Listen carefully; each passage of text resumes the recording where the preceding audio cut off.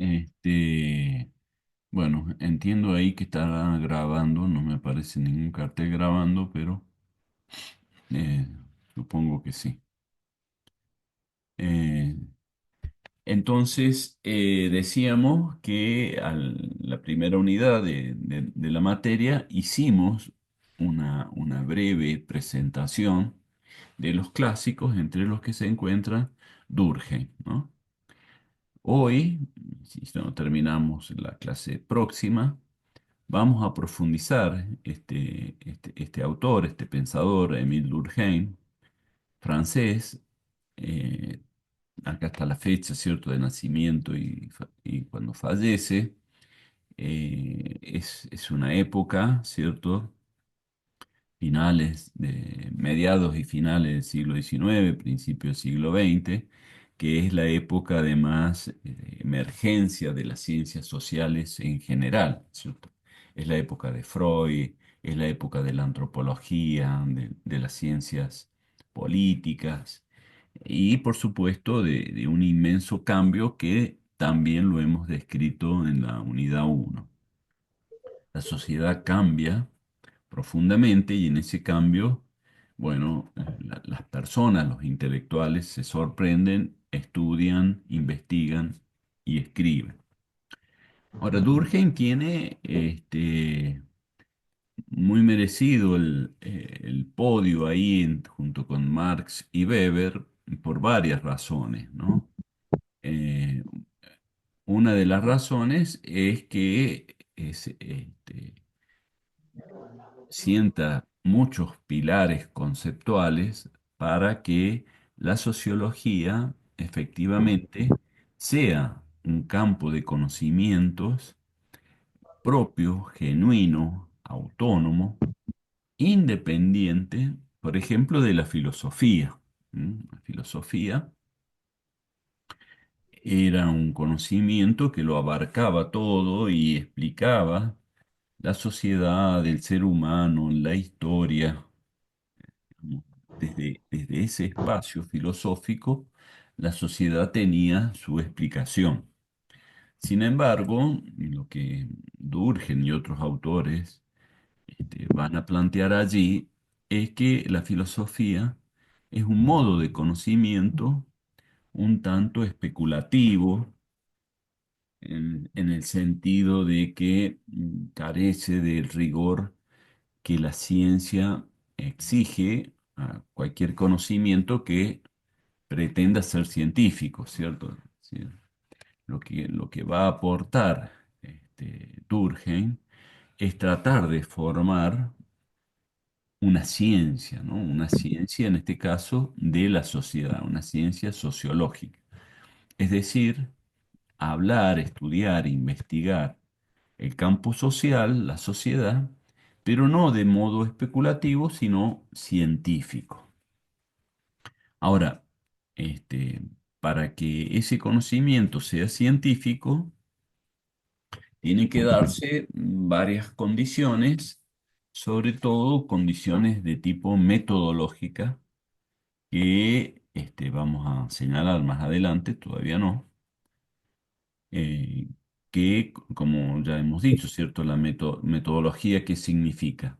Bueno, una forma de procedimiento conceptual y práctico en este caso, que para adelantar y decirlo muy rápido, muy breve, esta consiste en que cuando uno hace una afirmación, una aseveración, un enunciado teórico, ese enunciado pueda contrastarse, es decir, verificarse, comprobarse en la realidad, lo que se denomina en la parte empírica, ¿eh? Lo racional se confronta con lo empírico.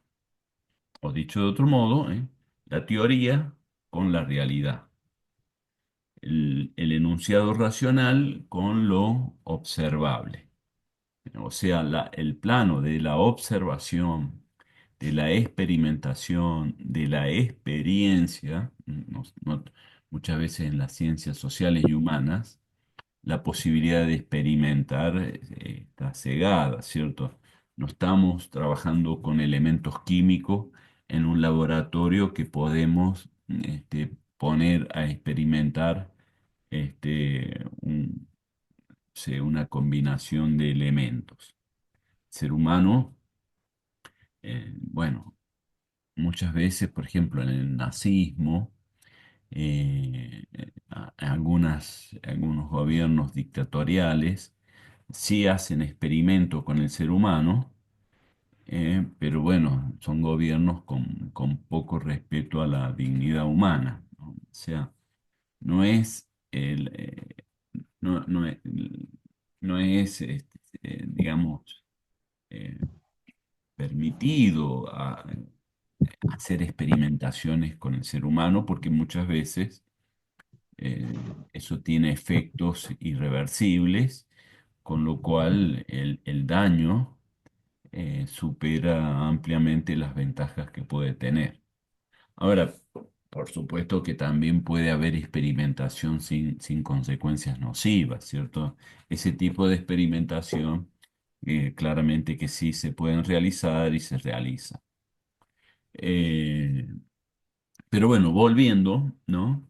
Eh, Fundar desde el punto de vista la sociología como un conocimiento científico es un propósito que tiene Durkheim muy presente y hace todo lo posible para justamente crear la sociología, ¿eh? Y en este sentido, él, por ejemplo, como dice acá en el PowerPoint, ¿no? Es un seguidor de Augusto Comte, nosotros ya hablamos de él, este autor positivista francés que propuso el término, incluso sociología. A él se le debe esta palabra, ¿cierto? Antes de Comte no existía la palabra sociología, que como hemos dicho significa, ¿cierto?, el estudio de la sociedad. Y no solamente, digamos, retoma este concepto, sino que de alguna manera también a Durkheim se le dice que es un tanto positivista porque Comte era muy rígido en las exigencias metodológicas, en tanto que él decía que todas las ciencias humanas, sociales, debían seguir la misma metodología que utilizaba la ciencia física, ¿no? La física aparecía como la ciencia madre, la ciencia modelo, a la cual debía imitarse. Bueno, de alguna manera, bueno, incluso Conte, por ejemplo, los términos que usa, ¿cierto? Dinámica y estática para hablar de la sociedad, eh, otros conceptos más que en estos momentos no me ayuda la memoria, es como que trae de la física esas categorías y las aplica al mundo social. Un cambio que va a introducir Durkheim, siguiendo un poco el, el rigor de Comte, es cambiar de disciplina modelo, ¿no? En lugar de ser la física, la disciplina modelo va a ser la biología, que también era una ciencia desarrollada, importante, en crecimiento, que tenía muchos estudios, muchos procedimientos, pero mm, Durkheim va a decir, bueno, la sociedad, el ser humano, somos seres vivos, dinámicos, y no materia como la física, ¿cierto? Eh, la regularidad del mundo físico no es tan así en el mundo vivo, en el mundo biológico. Entonces, Durkheim va a tomar más a la biología como modelo que a la física. No obstante, esta idea de hacer ciencia de la sociedad está muy presente. En ese sentido, por ejemplo, y un argumento que él va a proponer es señalar, voy a decir esto porque por ahí a veces lo preguntamos en los parciales, ¿no? Que la sociedad es una realidad sui generis. siempre me da gracia esta palabra porque cuando yo era jovencito había un grupo musical que se llamaba Sui Generis, que significa sui generis, significa una realidad en sí, ¿no? Que tiene autonomía en sí, no una realidad que, bueno, es, pertenece o es un derivado de otra, ¿eh? Sino que tiene entidad en sí misma, existencia por sí misma. La sociedad existe por sí. Eso significa. Esta afirmación, ¿por qué es importante?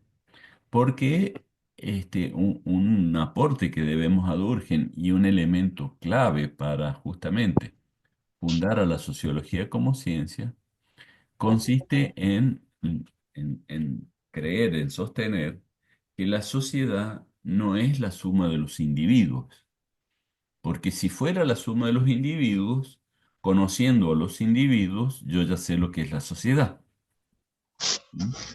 Puedo reducir el mundo social conociendo lo individual, ¿no? Y de hecho muchas veces es toda una tentación explicativa extrapolar a la persona humana para explicar el conjunto, ¿eh?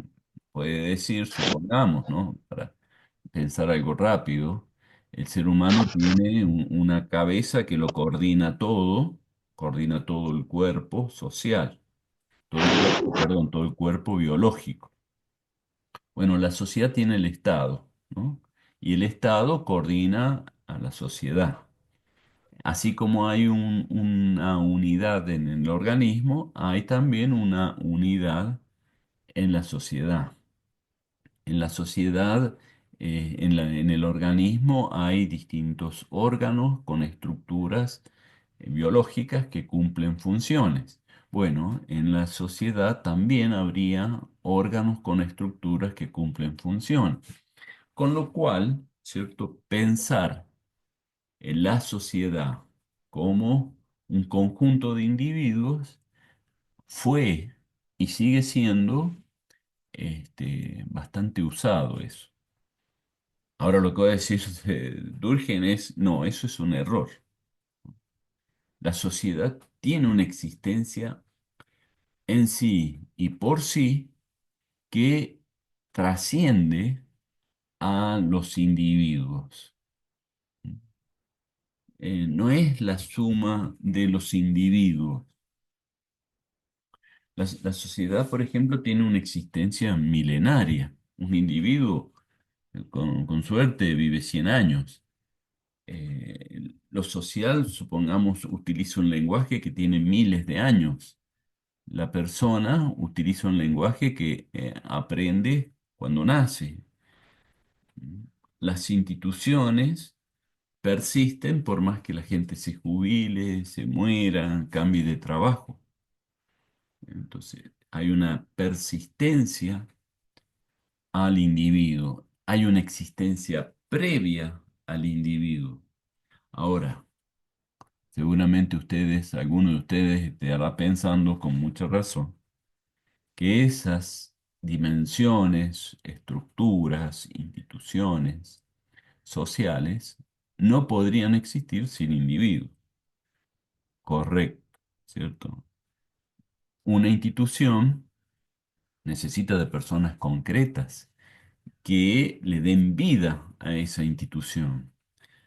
Eh, Personas de carne y hueso en un momento determinado, en un lugar determinado, en situaciones presentes, actuales, le van poniendo vida a eso que está pensado socialmente. Pero esa vitalización, esa actualización que hacemos las personas concretas de esa construcción social es imprescindible, pero no lo es todo, no lo es todo. Indudablemente, por ejemplo, ninguno de nosotros, ustedes, incluso nosotros, creamos la carrera de psicología. Yo cuando entré a la Universidad de San Luis hace muchísimos años, la carrera ya existía.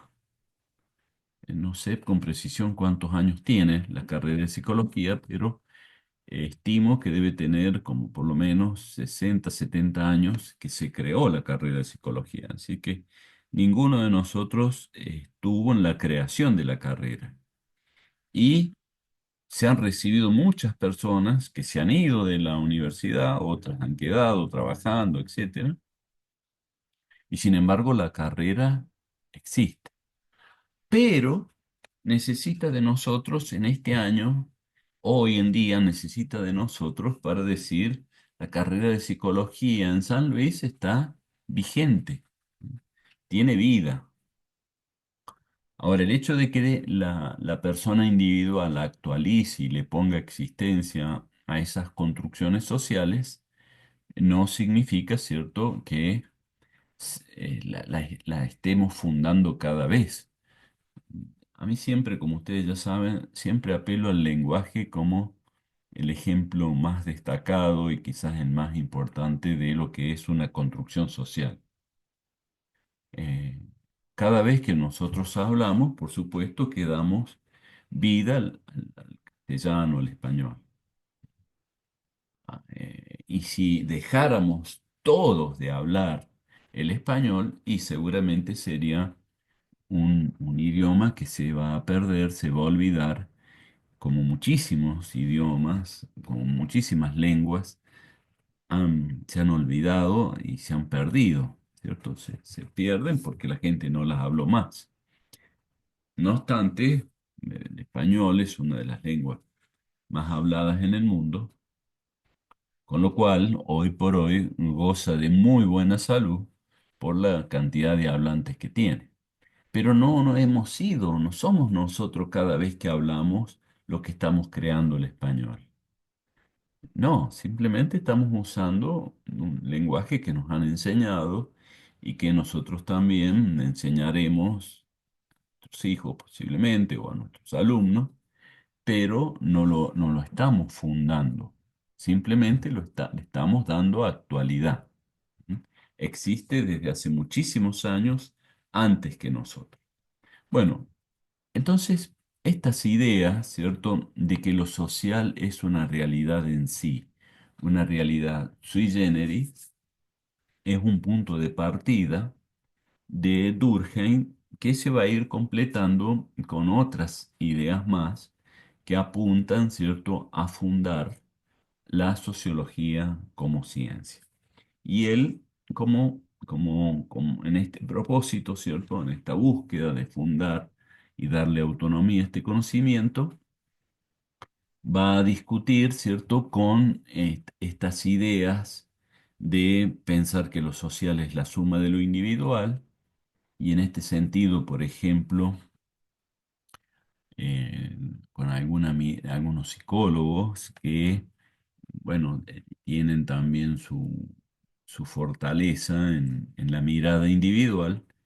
Y bueno, tal es así que nosotros ya enseguida nomás vamos a ver el tema del suicidio en Durkheim, que él se ocupa de ese tema, pero se ocupa motivado, entre otras cosas, para decir, miren cómo un tema que es casi patrimonio excluyente de la psicología, sin embargo, hay razones sociales que hay que conocer para explicar por lo menos el incremento de las tasas de suicidio.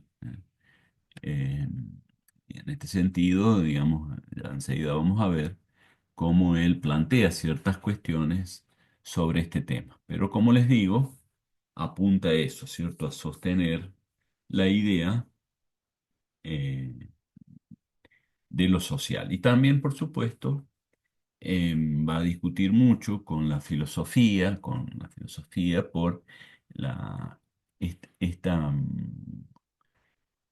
metodología siempre un poco especulativa de la filosofía de apelar a la razón, al razonamiento, a la escritura, al pensamiento como modo de conocimiento.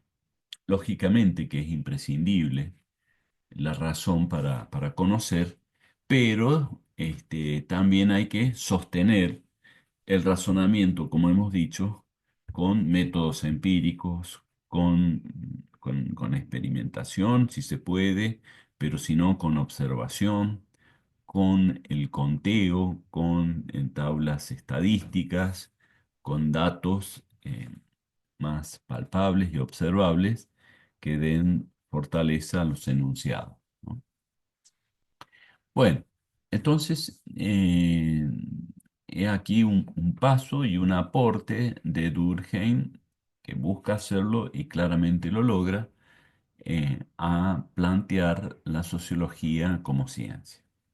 De hecho, entre estos aportes también tenemos que mencionar que la primer carrera de sociología la crea Durkheim, ¿cierto? Porque Durkheim no es sociólogo, Marx no es sociólogo, Weber no es sociólogo, y no son sociólogos porque no está la carrera, como Freud no es psicólogo.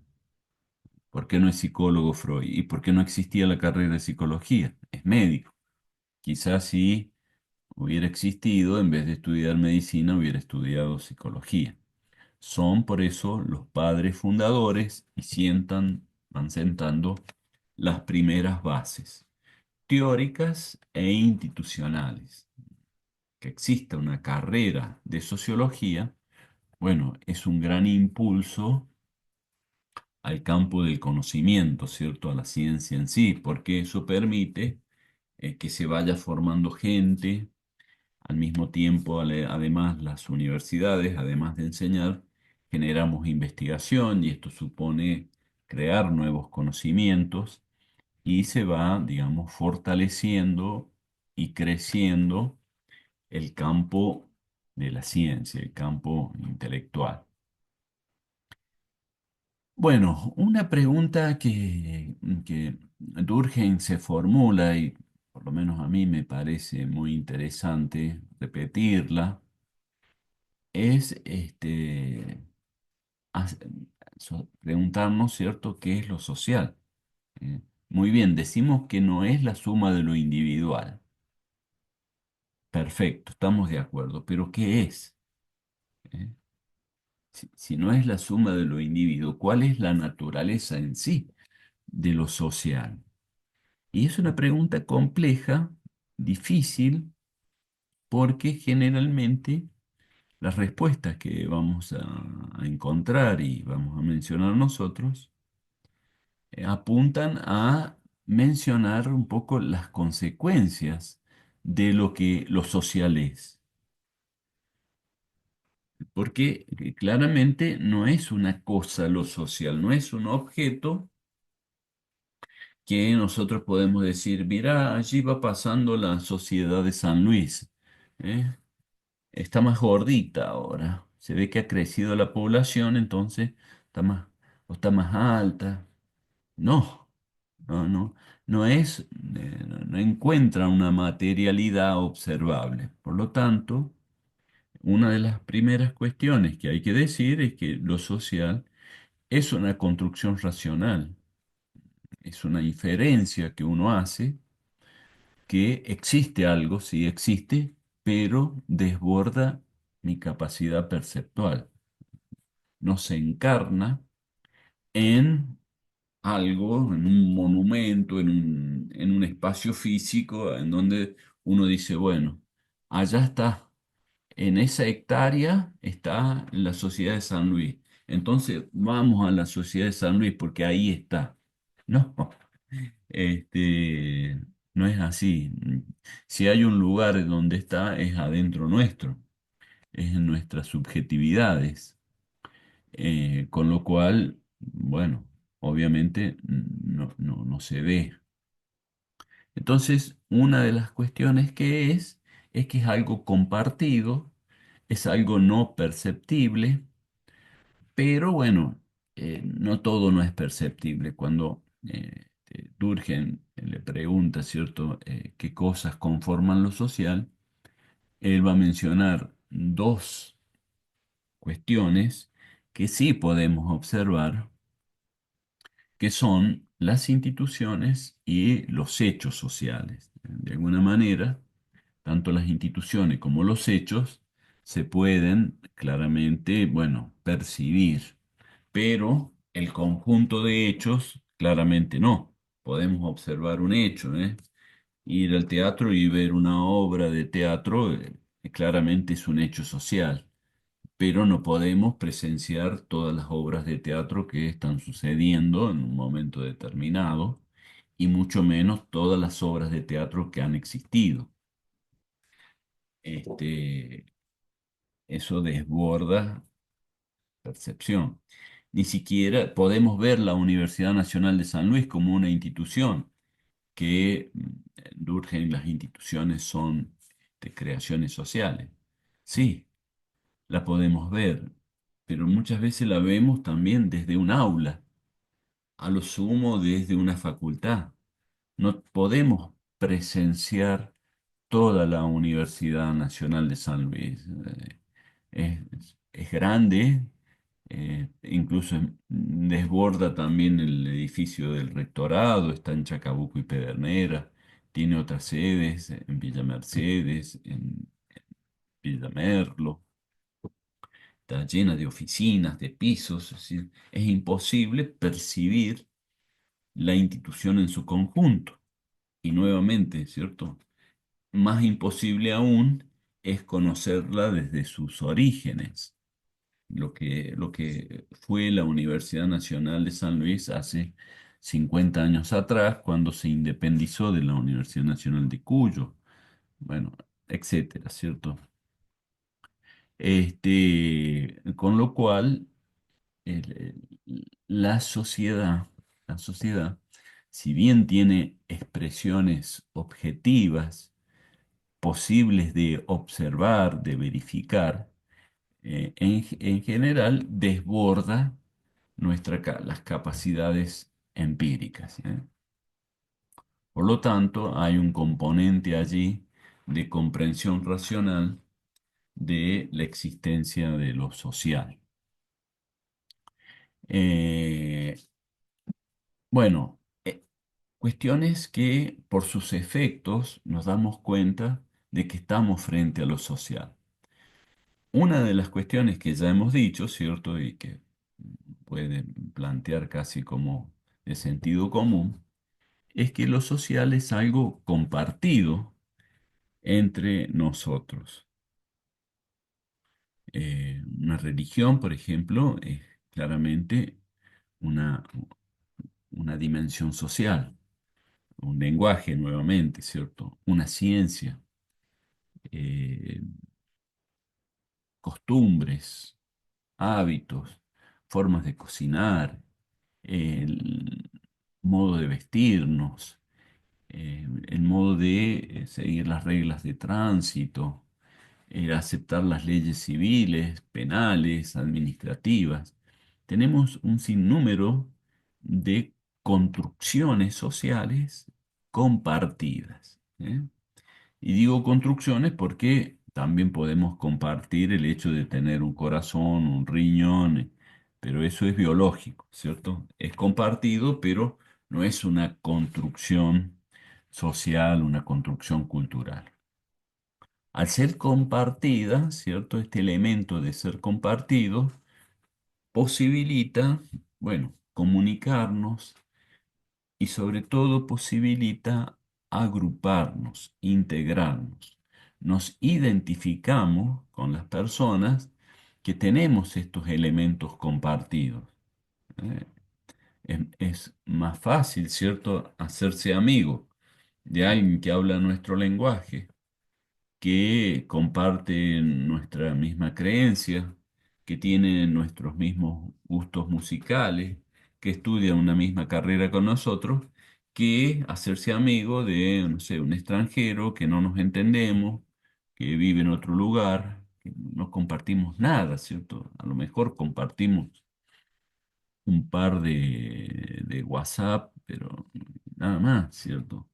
No nos sentimos miembros, eh, digamos, paisanos, a veces se utiliza ese nombre, ¿cierto? Compatriota, este, que formamos parte de una unidad. Entonces, esta cuestión de tener elementos comunes y compartidos tiene como efecto aunarnos. Por eso, muchas veces decimos que lo social es aquello que nos aúna, que nos agrupa.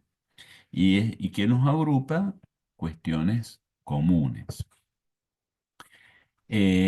Otro elemento de lo social igualmente importante, que este elemento que marcamos como de integración, es la capacidad coercitiva de lo social. ¿Qué significa coerción? A ver si alguien me responde y de paso me tomo un mate, ¿no? Algo bien argentino.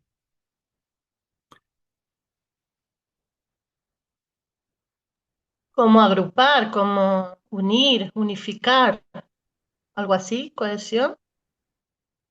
No, cohesión, tenés razón, pero es una palabra parecida a la que dije. Cohesión es sinónimo de integración, si se quiere, aunque tiene una pequeña diferencia. Pero yo dije coerción. Buen día, profesor. Buen día.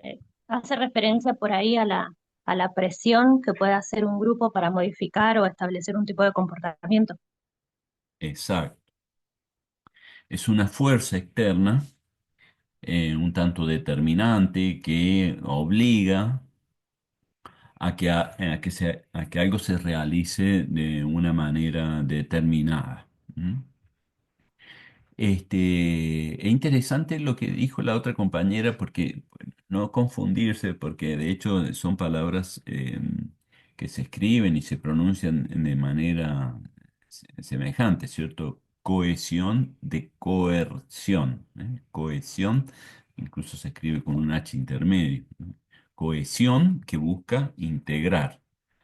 La coerción también busca integrar, pero un poco bajo otros parámetros, ¿cierto? Nosotros vulgarmente, comúnmente se conoce, estoy riendo, ¿cierto? Porque eh, se usa mucho como estrategias estrategias educativas, estrategias de los padres, estrategias políticas. Habrán escuchado esto del palo y la zanahoria, ¿cierto? Vamos a lograr, no sé, cualquier cosa, ¿cierto? Que nuestro hijo vaya a la escuela y vamos a usar como método el palo y la zanahoria. ¿Qué quiere decir el palo y la zanahoria? ¿Cierto? La zanahoria es el premio y el palo es el castigo. O dicho de otra manera, ¿no? Por las buenas y o por las malas.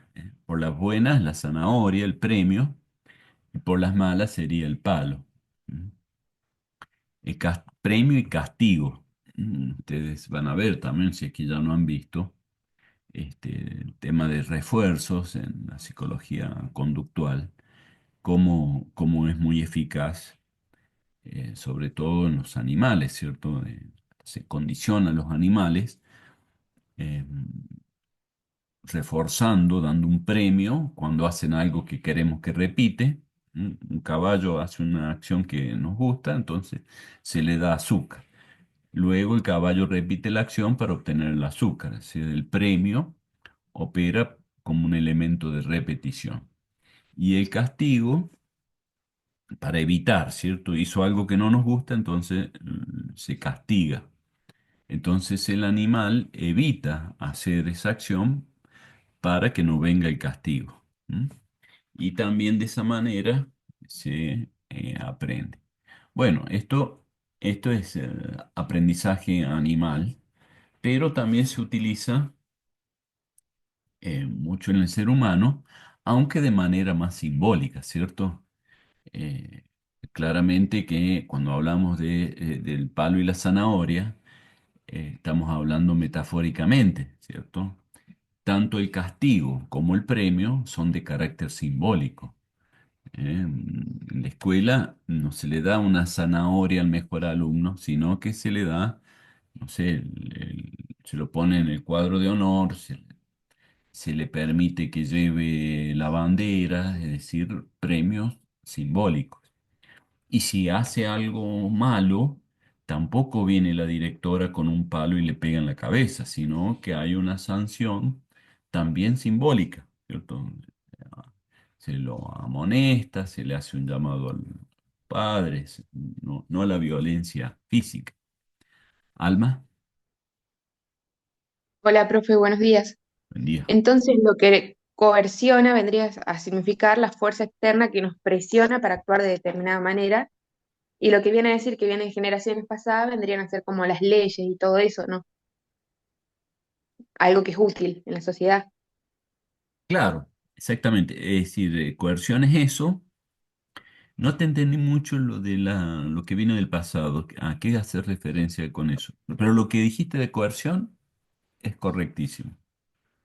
Claro, porque ahí en el PDF dice lo que aportan las generaciones pasadas. Por Ah, sí, ejemplo, nosotros seguimos leyes porque vienen ya del pasado, es algo que o sea, nacemos y ya están, digamos, sí, y nos claro, pero presiona a actuar de determinada manera. exacto, exactamente. Lo que viene del pasado, bueno, pero eso es una, digamos, una característica distinta, ¿cierto? O sea, no necesariamente hay que fusionar al concepto de coerción eh, algo que viene del pasado, sino que coerción puede surgir también en un presente determinado, ¿no?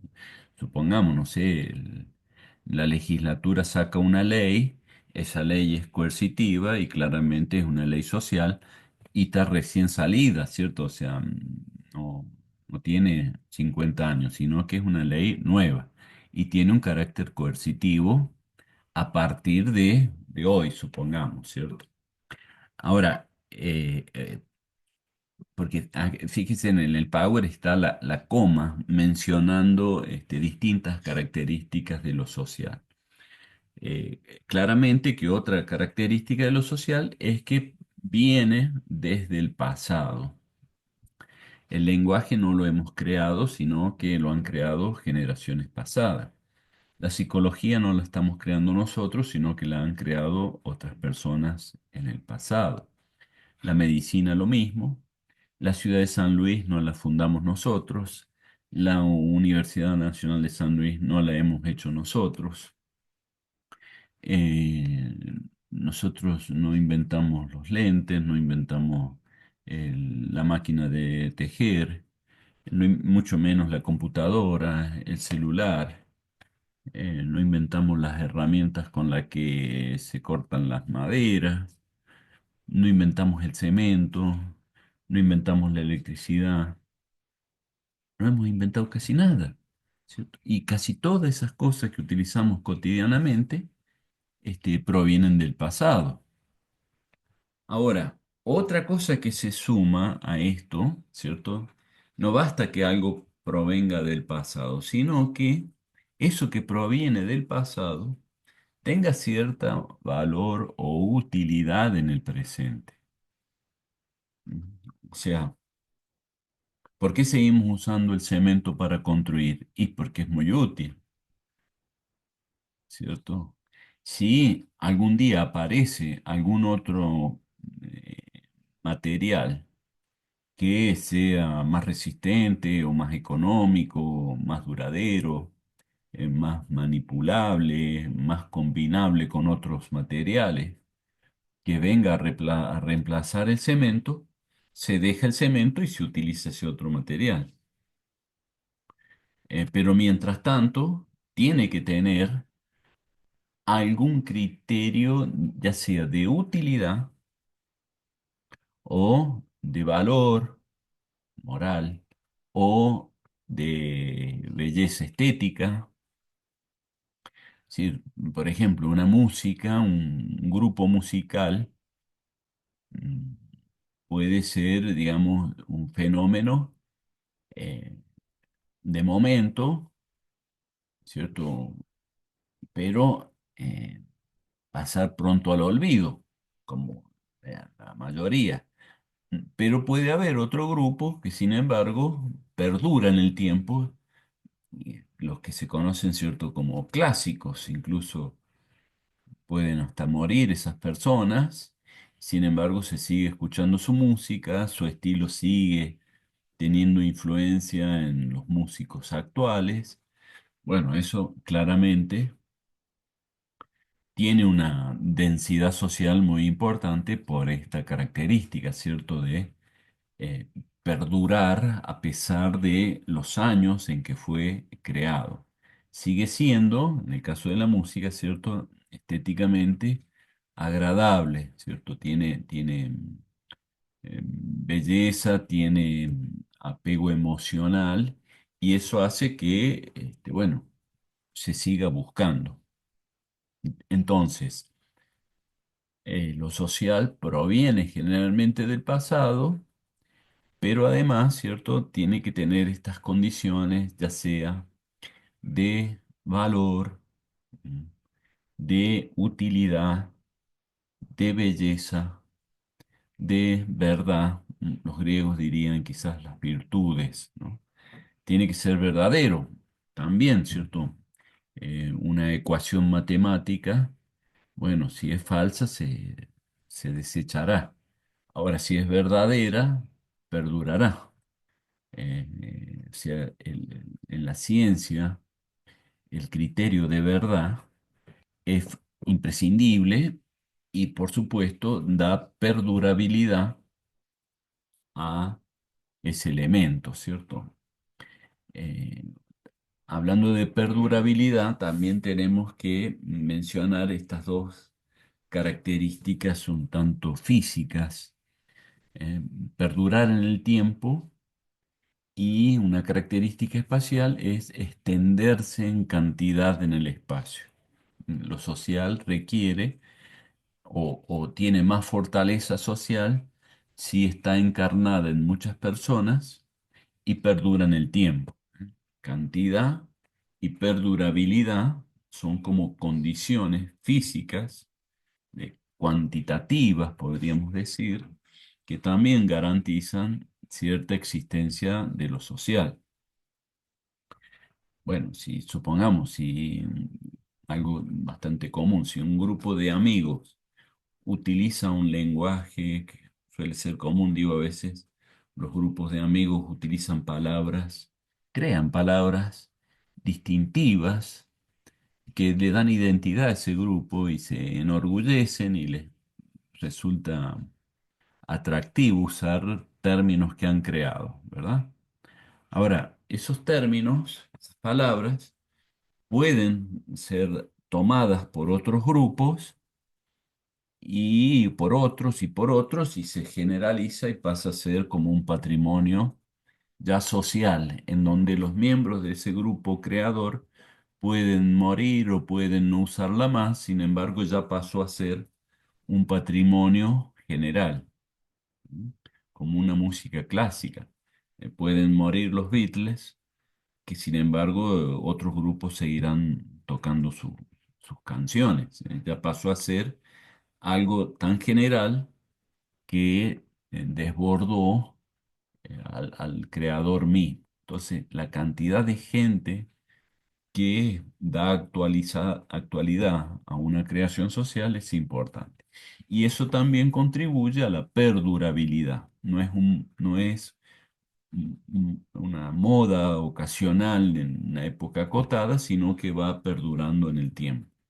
Con lo cual, entonces, aquello que perdura y aquello que se multiplica tiene fortaleza social. ¿Y qué cosas perduran y qué cosas se multiplican? Un poco lo que decíamos, ¿no? Aquello que sea valorable, mm, que sea útil, que sea verdadero, que sea bello, por ejemplo, son criterios que contribuyen a sostener y a reproducir una construcción social. Bueno, estas cuestiones entonces que mencionamos acerca de las construcciones sociales eh, son importantes, ¿cierto? Porque, bueno, nos ayudan a dimensionar las situaciones, los hechos, los fenómenos, frente a qué estamos, ¿cierto? Estamos frente a un fenómeno muy puntual o estamos frente a un hecho que viene desde hace muchos años. Bueno, Durkheim se lo suele mencionar como un autor conservador, ¿cierto? Esta categoría un tanto ideológica o política eh, proviene también un poco de esto, ¿cierto? De el valor que él atribuye a las construcciones pasadas. Por ahí vienen otros, como Marx, que es muy crítico del pasado, porque dice, bueno, el pasado es injusto. Entonces lo que hay que hacer es destruirlo y crear algo nuevo. Eso claramente no es un pensamiento conservador. Conservador es mantengamos el pasado, no lo cambiemos, sacrifiquémonos a las costumbres del pasado, aunque nos cueste un sacrificio hacer, ¿no? Bueno, claramente Durkheim es un autor de los autores, un autor conservador. Bueno, decíamos también, ¿cierto?, que él va a mencionar dos elementos fuertes, importantes, como distintivos, visibles, emergentes de lo social, ¿no? Una son las instituciones y otros son los hechos, ¿no? Los hechos sociales. Podemos quizás buscar algunos términos sinónimos de hecho. Eh, Quizás el más pertinente puede ser decir en vez de hechos, realizaciones sociales, eventos sociales. Mm, ¿Qué más podríamos decir? Esto es un evento, una realización. eh, bueno, algo que sucede, ¿no? Un suceso. Eh, pero para que adopte y se ajuste a la categoría hecho, tiene que darse un par de condiciones para que digamos esto sí estamos frente a un hecho social. Un elemento es que sea coercitivo. Hemos dicho ya, cierto, que para Durkheim lo social es coercitivo, es decir, una fuerza que viene y que nos presiona para que hagamos las cosas de determinada manera. ¿M? Usemos el lenguaje como viene desde el pasado, no estemos inventando palabras nuevas para palabras que ya, para realidades que ya existen, ¿no? Si alguien está inventando palabras nuevas, bueno, no se lo entiende y hay como una sanción social porque no se entiende por estar inventando términos nuevos, ¿cierto? Entonces, los hechos tienen este carácter coercitivo. Él pone un ejemplo en uno de los libros de Durkheim, se llaman Las reglas del método sociológico. Ahí aparece un ejemplo de qué son los hechos, un tanto sencillo, quizás demasiado sencillo el ejemplo, pero útil, ¿no?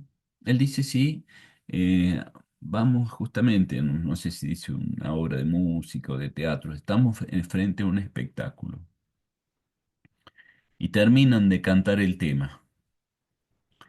Y entonces la gente al terminar de cantar el tema, ¿qué hace? Aplaude. Ahora, el aplauso de lo que tenemos al lado nuestro nos genera como un mandato a que nosotros también tengamos que aplaudir, aunque no nos haya gustado mucho. O de repente aplauden tanto que incluso hasta se paran. Esto ya no lo dice Durkheim, esto lo agrego yo. Pero bueno, también me ha pasado a mí, ¿cierto? Estar frente a una obra de teatro y todo el mundo se para. Y a mí no me gustó casi nada la obra de teatro, pero me da como apuro quedarme sentado y ser el único que se queda sentado.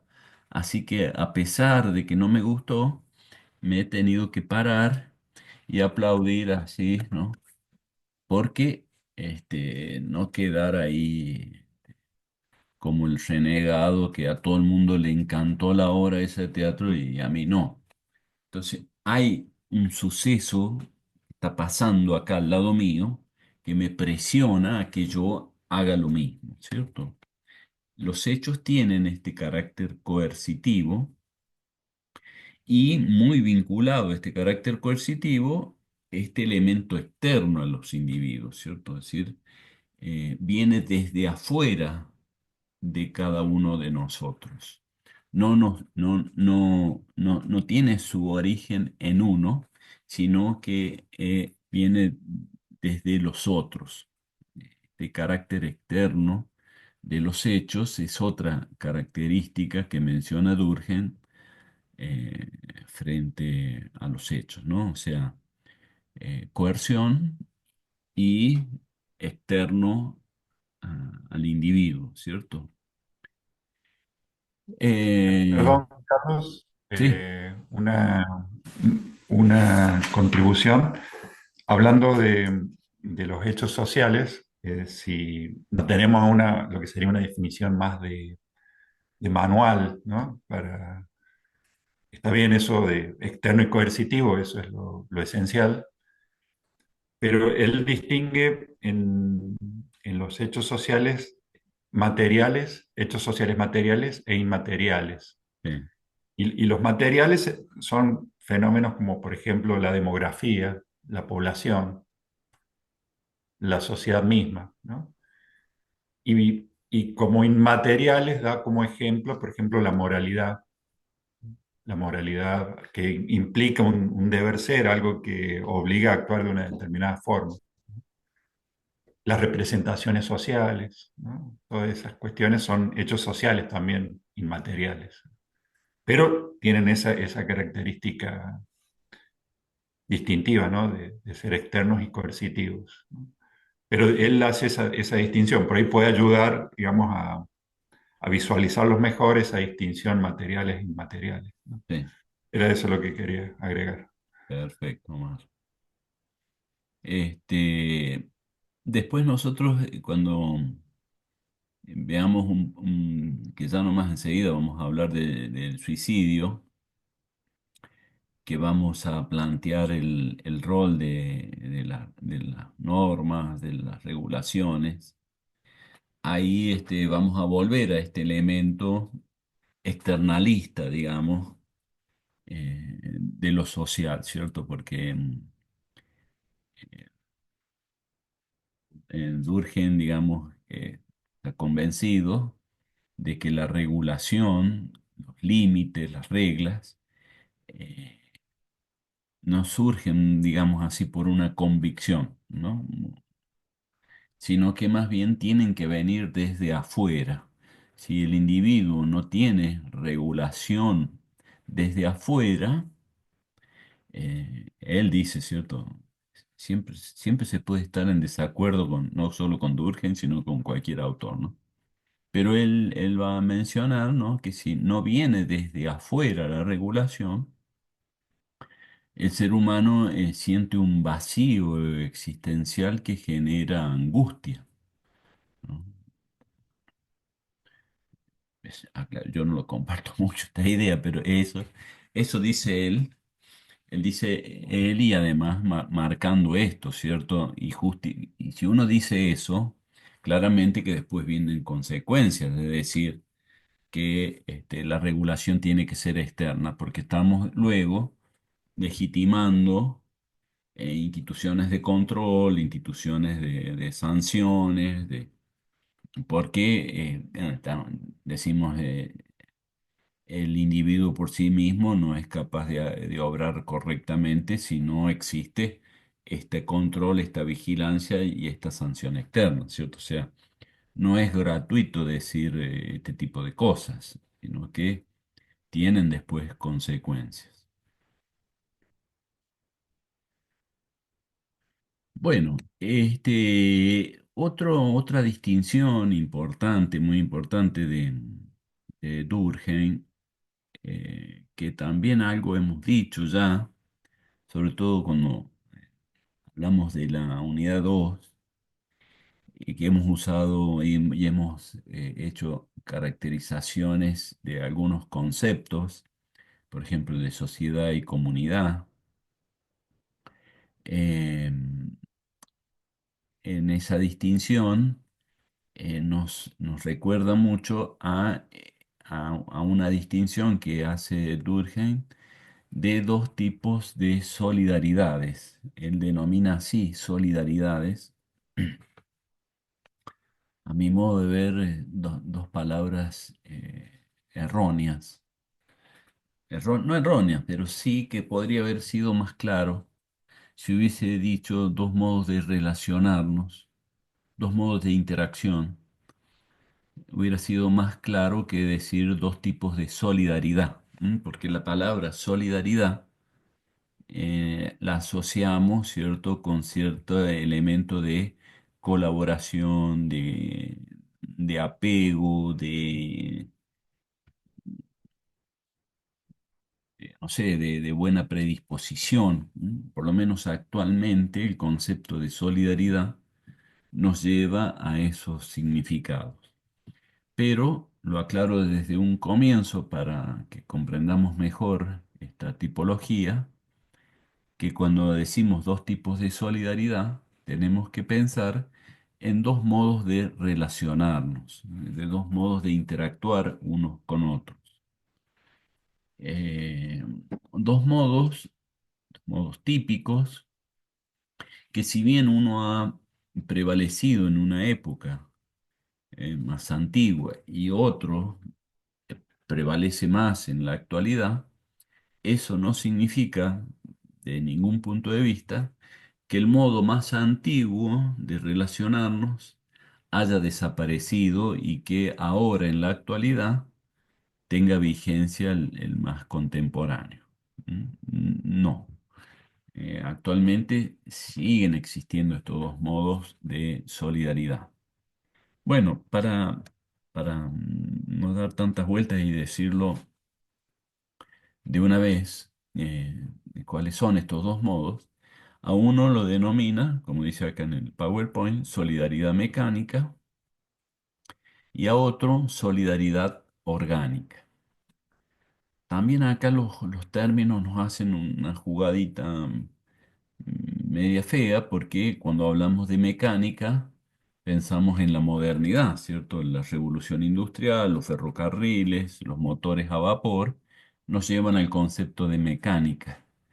Sin embargo, el concepto de solidaridad mecánica es la más antigua, la más primitiva, la de los primeros seres humanos que vivían en comunidad, en donde la integración de esos grupos, por lo menos para Durkheim, era muy fuerte, tan fuerte que prácticamente eh, eran indistintos unos de otros.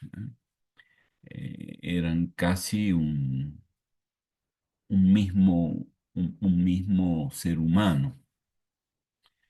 Sin embargo, a esa formación de grupo le va a llamar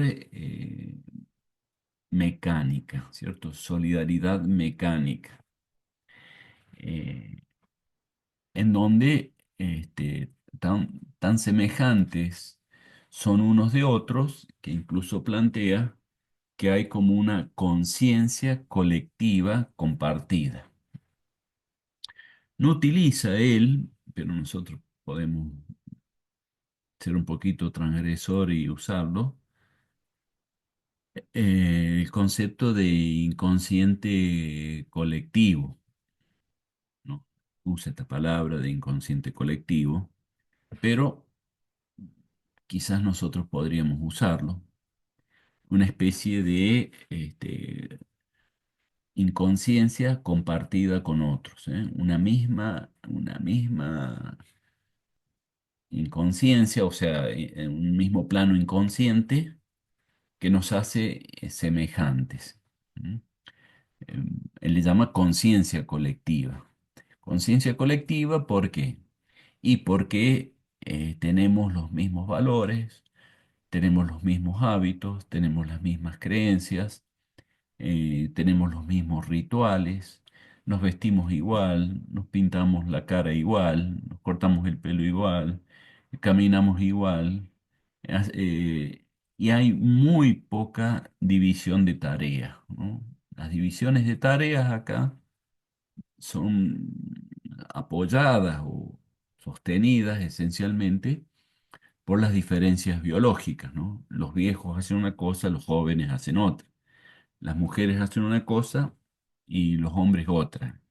Y se terminó la división de tarea. ¿M? Las mujeres recogen frutos, los hombres cazan. ¿M? Los viejos se quedan en las chozas a cuidar las chozas y la gente joven sale a luchar por la supervivencia. Pero todos los viejos son iguales, todos los hombres son iguales, todas las mujeres son iguales y además entre los hombres y las mujeres también son muy semejantes, porque creen lo mismo, usan las mismas palabras, eh, las chozas que construyen son o compartidas o iguales entre sí. La semejanza, ¿cierto?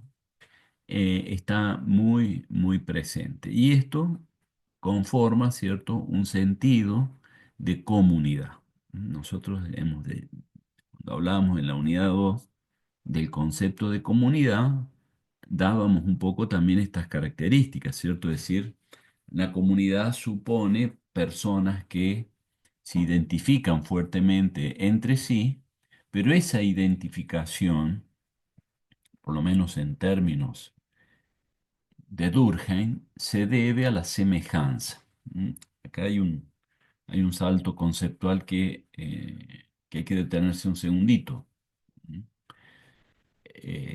Por lo menos en el pensamiento de Durkheim, uno se siente aunado a otro, siente empatía por otro, porque es semejante al otro, ¿no? Esto también es un concepto que uno podría decir, yo no estoy de acuerdo con eso, ¿no? ¿Por qué no voy a poder sentir empatía con alguien distinto? ¿O por qué tengo que sentir empatía, más empatía por el semejante que por el distinto? Parece más bien una afirmación casi intolerante hacia el diferente, ¿cierto? De cualquier manera, uno podría decir, ¿cierto?, que abrirse al diferente supone un cierto paso racional de comprender que es esa persona que es diferente a nosotros es tan ser humano como nosotros. ¿Mm? Quizás la reacción espontánea sea el apego al semejante, ¿eh? Nos hacemos amigos de gente que tiene nuestra misma edad, por ejemplo. Nos formamos un grupo con quien le gusta la misma música que nosotros. Hay como una tendencia que, que no me atrevo a decir natural, ¿cierto? Sería casi una exageración usar este concepto, pero sí un apego al semejante. Esto en Durkheim está fuertemente arraigado en su concepción, a tal punto que él siente mucho temor de que una sociedad muy diferenciada en sí misma, personas muy distintas que conforman una unidad societal, pueda autodestruirse, ¿cierto? Violentarse hasta destruirse, producto de las diferencias. No sé si me están siguiendo, si a alguien no le queda claro lo que digo, pero es importante, o si ahí te veo ver o Omar, si me quieren ayudar a poner ejemplos, o ilustrar esto.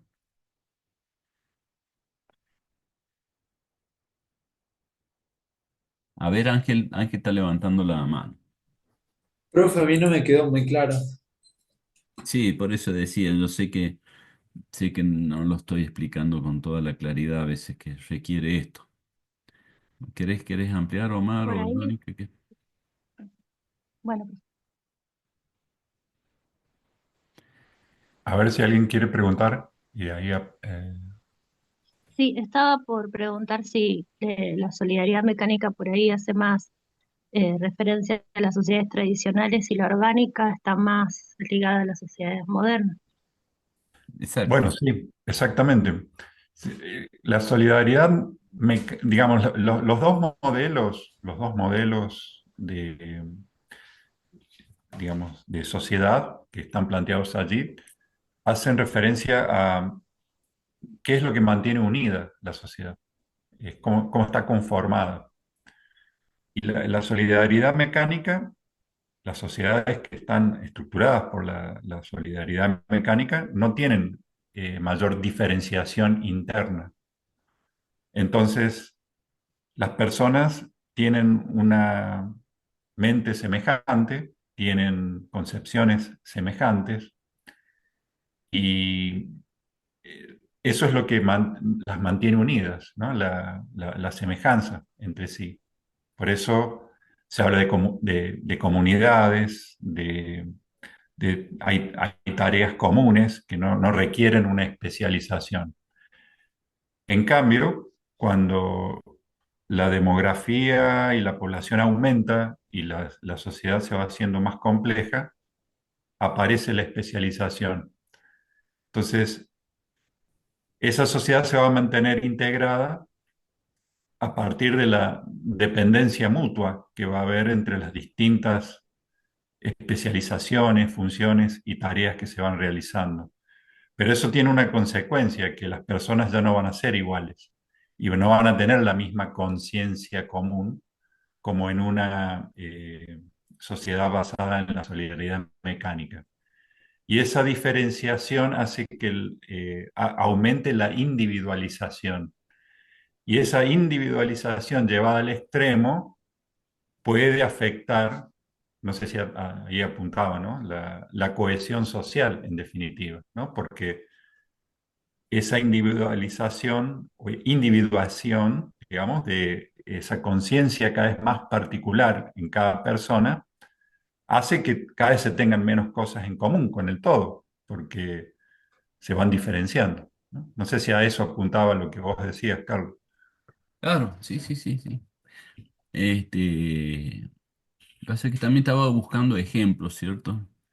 Es Eh, raro, ¿no? Porque usó términos medios contraintuitivos para definir. a ver, amplía un poquito, como contraintuitivo.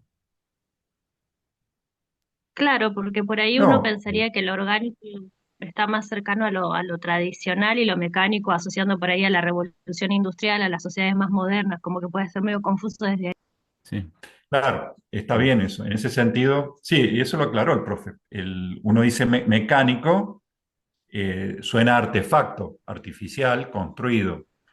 Y lo orgánico es lo natural, ¿no? Digamos, supuestamente lo natural es lo creado, digamos, ¿no? Entonces, lo no creado por la sociedad.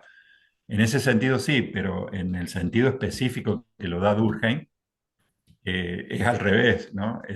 Lo mecánico sería lo más cercano a una conformación originaria de la sociedad, sociedades bien cohesionadas comunitariamente, sociedades tradicionales, o las sociedades basadas en linajes, ¿no? Unidas por el parentesco, prácticamente porque no hay diferenciación, porque no hay especialización política, no hay, digamos, autoridades que hagan que cumplan una sola función, porque es una sociedad simple. Entonces, en ese sentido es mecánico, no en el sentido del funcionamiento de un artefacto construido, no va por ahí. Y lo orgánico, sí, digamos, tiene que ver con la imagen de integración funcional, que es propio, digamos, también de las sociedades tradicionales, ¿no? De las sociedades estamentales, se basan en esa imagen. Pero en el sentido que lo utiliza Durkheim es que la sociedad se mantiene unida por la solidaridad orgánica porque hay distintas especializaciones en una sociedad compleja que la mantienen unida y no todos pueden hacer lo mismo. Se está refiriendo a eso, digamos. Quienes cumplen una función se especializan para ello y requieren por ejemplo, lo típico que también se da en la sociedad orgánica, digamos, del modelo estamental. Los que cumplen la función de regir la sociedad, los guerreros, la nobleza, son un estamento. Pero ellos no trabajan la tierra y tampoco son los que crean los símbolos como los sacerdotes, que son los especialistas en la mediación, digamos, entre el mundo y la divinidad. Son los mediadores, entonces cumplen una función. Y después están los que trabajan, que son los campesinos, que están sujetos a la tierra, y bueno, ahí una interdependencia, ¿no? Entonces, en ese sentido, sí, es más, y es también una sociedad tradicional, o sea que no es que se aparte tanto, digamos, en el uso del lenguaje, Durkheim cuando habla de solidaridad. Lo que pasa es que, bueno, eso se proyecta y se hace cada vez más complejo, y él habla, digamos, de una solidaridad orgánica, precisamente para hablar de una sociedad compleja y ya moderna, De todas igualmente. formas, ese concepto de contraintuitivo que mencionaste, Sabrina, está muy bueno, porque uno intuitivamente tiende a pensar lo contrario, ¿cierto? Así que me gustó mucho el contraintuitivo. Eh, Acá no sé cómo es el nombre porque dice Moto G35. Levanta la mano. Buen día, profe. ¿Cómo va? ¿Qué Hola. tal? ¿Se escucha? Sí, Perdón, perdón, yo me voy a poner el nombre. sí, sí, Profe, una consulta. sí. Ustedes nombraron que como consecuencia de las sociedades orgánicas está posiblemente entre las posibilidades como la extinción por las diferencias. ¿Y cuáles serían consecuencias de las sociedades mecánicas? Bueno, lo que, lo que teme Durkheim es a la violencia, a la desintegración, a la confrontación bélica, fruto de las diferenciaciones, ¿cierto? Que él empieza a ver, recordemos un poco la época de Durkheim, ¿no? La modernidad está creciendo día a día, ¿no? Es una cosa que en pocos días uno ve cambiar la ciudad donde vive de una manera profunda. Entonces, esto le pasa a Durkheim, le pasa a Marx. La modernidad en esta época, además, fue muy profunda, los cambios que se vivían en las ciudades. Y él pensaba, ¿cierto?, que y esa complejidad hace de lo que decíamos en un principio, pero partamos de vuelta de la idea.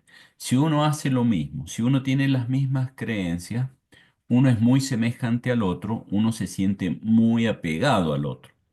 En cambio, dirá Durkheim, si uno hace una cosa distinta al otro, si uno tiene creencias distintas, si uno piensa de una manera, otro piensa de otra, uno tiene una actividad, el otro tiene otra, los lazos que no se integran son lazos no emocionales, sino instrumentales, son lazos prácticos, de conveniencia, de intercambio.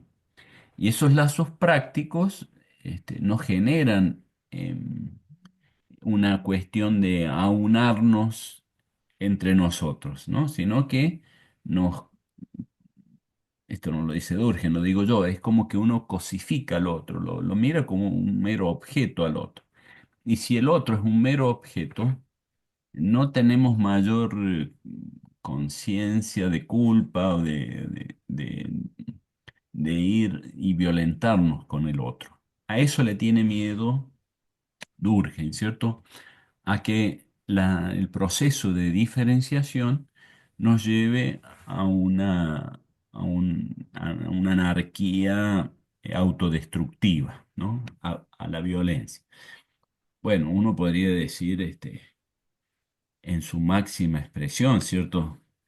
Cuando no tenemos absolutamente nada en común y nos hacen convivir en un espacio en donde ni siquiera compartimos un lenguaje. Claramente que nos vamos a sentir incómodos por no poder compartir cosas. Pero ese temor estaba en Durkheim y que uno puede, yo siempre recuerdo cuando empiezo la primera unidad, es decir, Durkheim tenía el temor de la autodestrucción y que esa autodestrucción operó como una profecía autocumplida, ¿cierto? Porque ¿qué le pasó a Durkheim? Durkheim muere producto de que él tiene un solo hijo que va a la Primera Guerra Mundial, esta época, ¿cierto? Y en 1915 ese único hijo que él tiene muere en la guerra, ¿no? O sea, la guerra mundial fue lo que él estaba temiendo, ¿cierto? La confrontación bélica entre las naciones. Y muere el hijo y él se enferma, le bajan las defensas y se muere al poco tiempo. Es decir, efectivamente a él le sucede lo que había temido desde un principio en su conceptualización, ¿cierto? La destrucción del ser humano, eh, producto de la confrontación bélica, ¿cierto? Perdón, ahí yo creo que también él preguntaba, el compañero, el estudiante, sobre, bueno, la consecuencia de la desintegración, ¿no? Por el avance de la especialización y la diferenciación social. Pero también preguntaba cuál era el efecto de la solidaridad mecánica.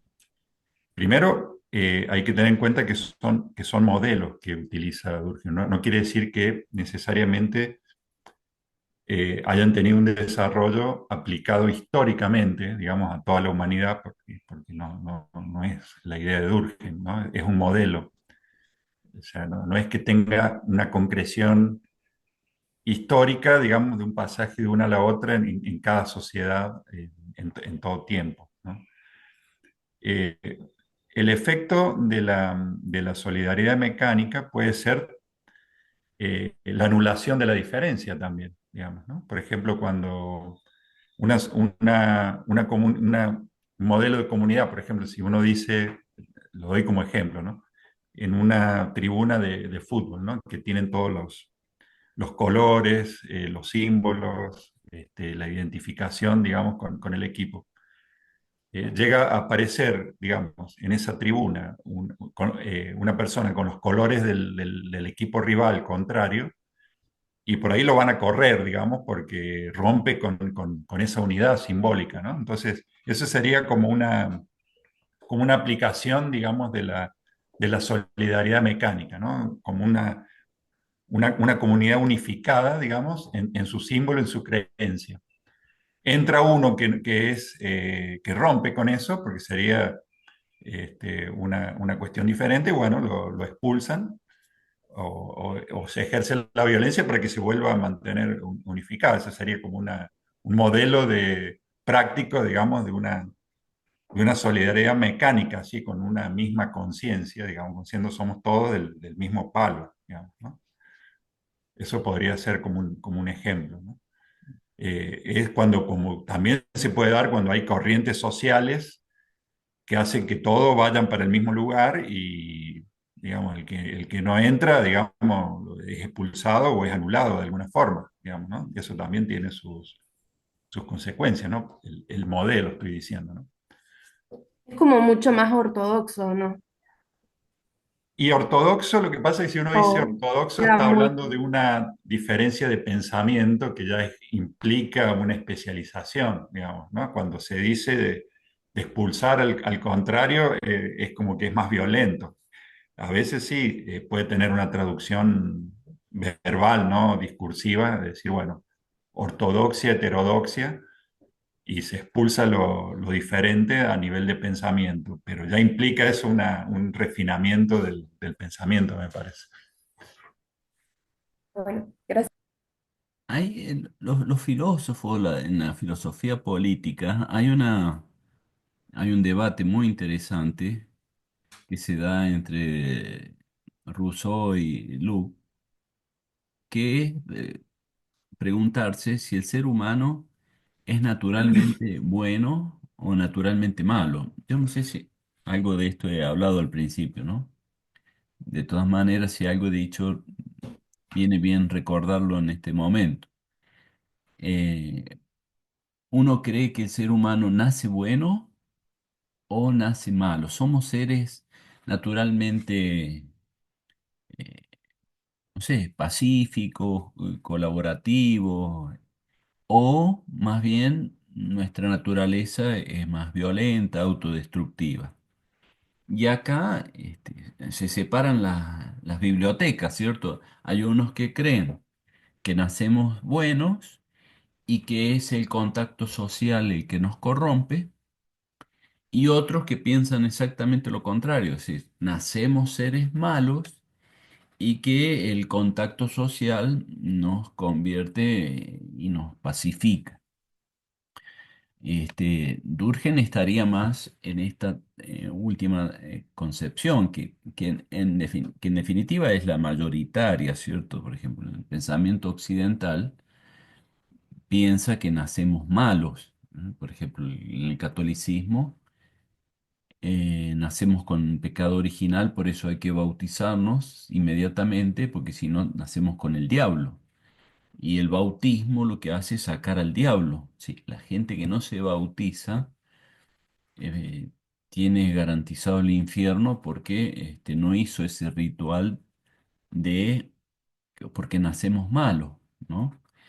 Freud dice que el niño es por naturaleza un perverso polimorfo, ¿cierto? Que quiere matar al padre y hacer el amor con la madre y las hermanas o los hermanos. O sea, y será la enseñanza, la socialización, lo que lo va humanizando.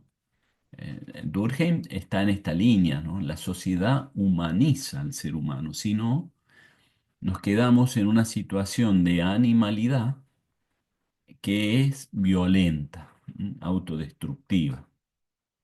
Entonces, ese proceso, tanto de socialización como de educación, lo que nos permite una convivencia más pacífica.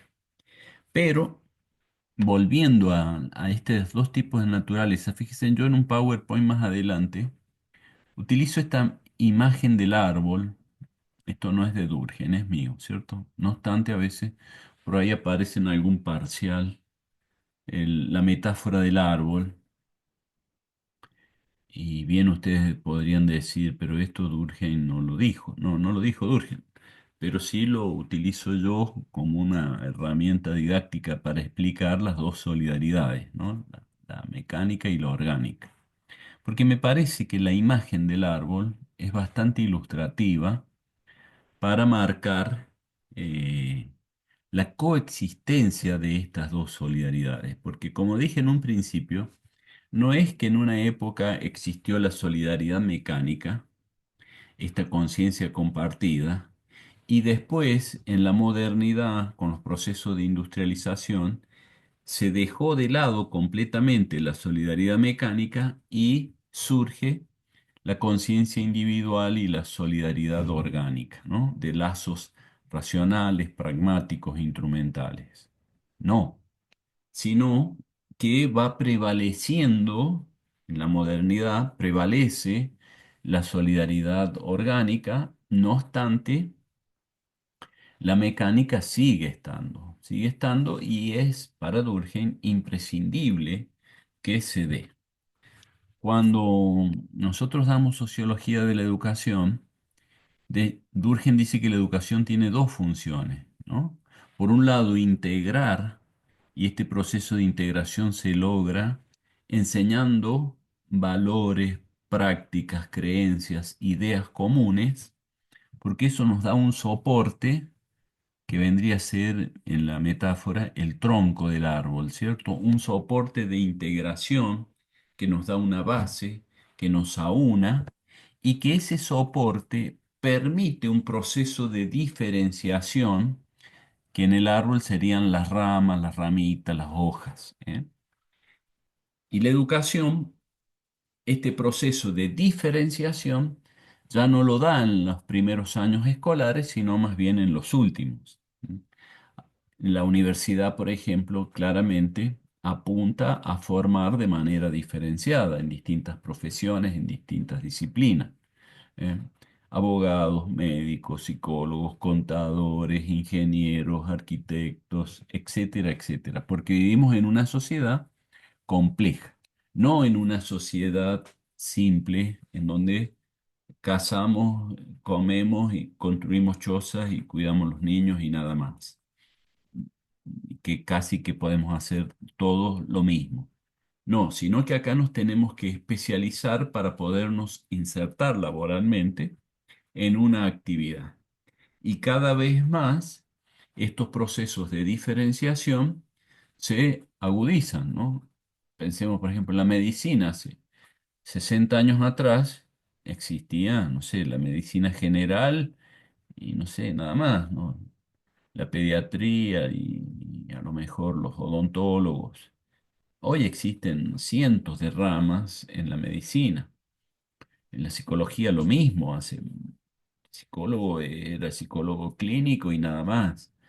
Hoy tienen muchísimas ramas en la psicología porque avanza el conocimiento por una parte, pero también aparece una sociedad cada vez más compleja que demanda de conocimientos y prácticas también especializadas.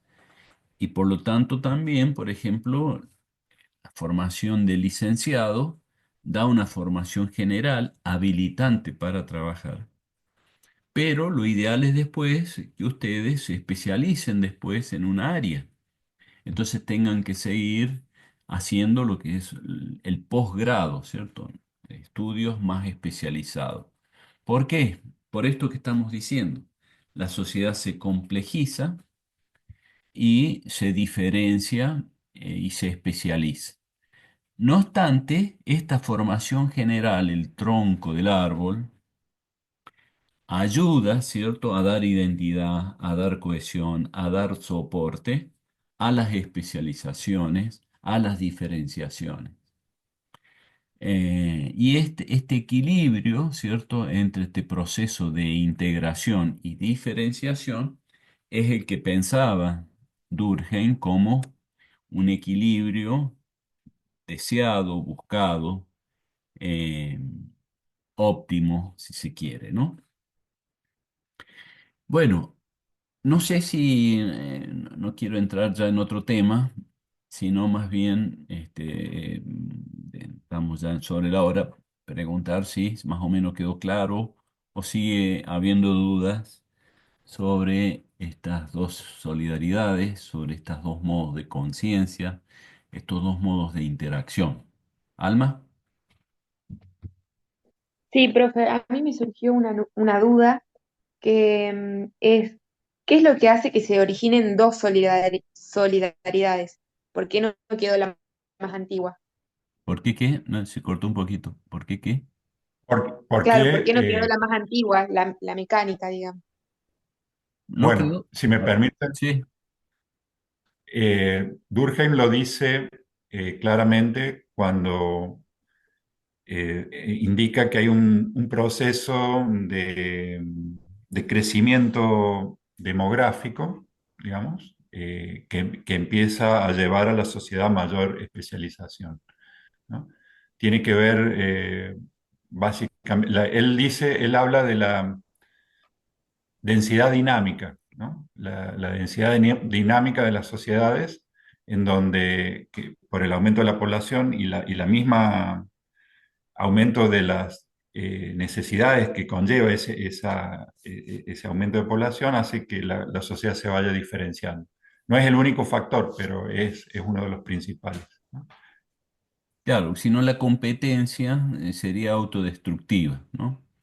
Un debate muy parecido y volviendo, por ejemplo, a lo que decíamos de las carreras, eh, es que hay una tendencia también social de que la población demanda cada vez más estudios de educación superior.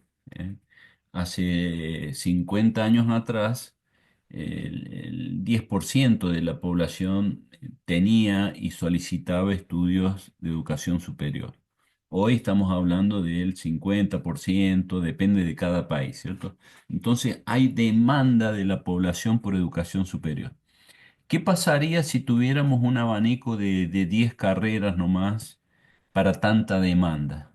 Y sería bastante caótico porque, bueno, la competencia hasta podría ser sería tan fuerte que podría ser hasta autodestructiva. Entonces, una respuesta que da el sistema, en este caso el sistema universitario, es generar especializaciones, diferenciaciones para que no todos sean, no sé, médicos generalistas, sino que haya especialistas en distintas ramas de la medicina, ¿no? Entonces, como dice el profe, el crecimiento poblacional contribuye a este proceso de diferenciación para atenuar una competencia feroz. Y por otro lado, por supuesto, el desarrollo científico, tecnológico y de conocimiento, ¿no? O sea, la ciencia y el conocimiento generan nuevos saberes, nuevas necesidades, nuevas competencias que también exigen de capacitaciones diferenciadas, ¿no? Entonces, se dan estas razones que hace que no nos quedemos en una situación, digamos, mecánica, semejantes unos de otros, ¿no? Bueno, mucha gente quizás incluso gente joven, que no están muy conformes o que les molesta la sociedad moderna, urbana, van a vivirse a comunidades pequeñas, más en contacto con la naturaleza, y bueno, se sienten felices ahí y comparten actividades, ¿cierto? Hacen reuniones y deciden, bueno, hacen falta hacer tales tareas, van tomando decisiones día a día o semanalmente, compartiendo actividades, pero bueno, claramente se tratan de grupos pequeños, separados de la sociedad. Bueno, ¿alguna otra consulta? Si no, no, dejamos la clase acá. No, profe, gracias.